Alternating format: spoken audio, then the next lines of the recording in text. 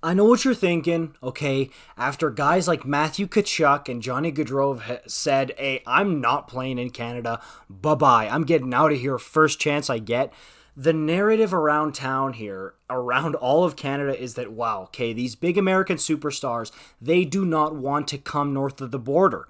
Whatever you want, the vaccine stuff, whatever it is, there's a bunch of reasons. I mean, dude, on Twitter, I feel like every day I see a new reason for why Johnny Gaudreau left Calgary. Like, everybody has their own 2 cents, and it's all different. But a big narrative, and honestly, I'm starting to believe it, because for years, I thought Gaudreau and Kachuk, I thought it was all hogwash. I thought they were going to stay in Calgary long term, because they loved it, they loved the passion and everything. And no, they both bolted, ran for the hills as soon as they could. So, hey, I'm starting to believe it a little bit.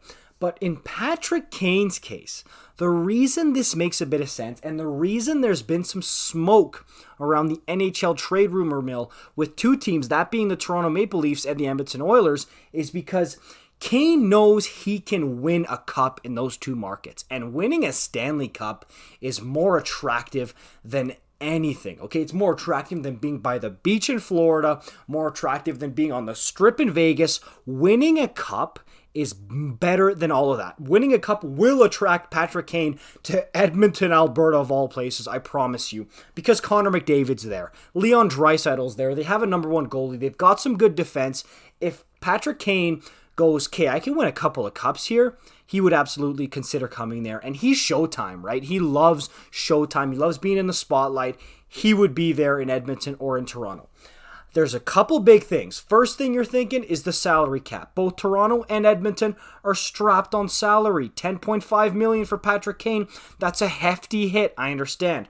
Retention on the Chicago Blackhawks side of things would be essential, obviously. The reason that's not a huge deal is because Kaner only has 1 year left on his contract, this upcoming one. So if Chicago eats half of that, suddenly if a roster player like Kerfoot or Justin Hall goes the other way in a Patrick Kane trade, it's a lot more manageable for the Toronto Maple Leafs. On the Edmonton Oilers side of things, there are some players that could also get moved there. But again, where the real meat and potatoes is here is the prospects that the Chicago Blackhawks can get back. We know they're in a rebuild. We know they're coveting young, great players. I think Toronto could offer a hell of a package if they're willing to include Nick Robertson, Matthew Knies. These are two guys who are very, very highly regarded top prospects who would be super, super interesting in a trade. So if you throw in Robertson, Knies, Kerfoot, and a pick for Patrick Kane and say, hey, we're going for it, I really think that that's a trade that makes absolute sense there, because that's two great prospects, a good roster player, and a draft pick. And draft pick, we're talking either a first or a second. And I know that's a huge haul for a Patrick Kane that's over 30, but you've seen him. He's still nasty. Even in his 30s right now, he's playing maybe better than he did in his prime. So he's worth it. You put him and Austin Matthews together. If you throw him, especially in Toronto, the sell there is he's from Buffalo. He's real close to his hometown if he goes to play for the Toronto Maple Leafs. He's real close, okay? In Edmonton, of course that's a tougher sell with the winters. He's used to the cold in Chicago. But, hey, I understand. Why would he pick Edmonton over the New York Rangers, over the Vegas Golden Knights, something like that? I get it, okay? I do. But I think that Connor McDavid heals all wounds there. You see Connor McDavid, and man, does that have to be so attractive for Patrick Kane, and vice versa there. And I understand Evander Kane re-signed there. I think they can make it work if they dump a couple of higher salary players the other way. Again, if you're Edmonton, you have to find things of value to trade the other way. You're going to have to trade top prospects, good roster players. But for Patrick Kane, is it not worth it? That's why, as far as Canadian teams, those are the two that come up. Calgary, I don't see it as much, because again, for Kane to stick his neck on the line and say, I'm going to Canada, he's got to really see the team as a contender. And the Flames, while they do look like they're a very good team, they don't look like bona fide contenders like Edmonton and Toronto does right now.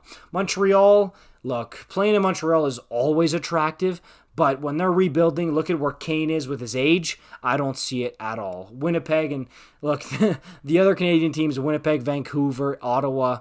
I mean, maybe Ottawa, if he wants to reunite with DeBrincat, they turn into something special there, but I don't see it right now. We know he only has 1 year left on his contract. I could absolutely see him getting dealt at the trade deadline as a rental, okay?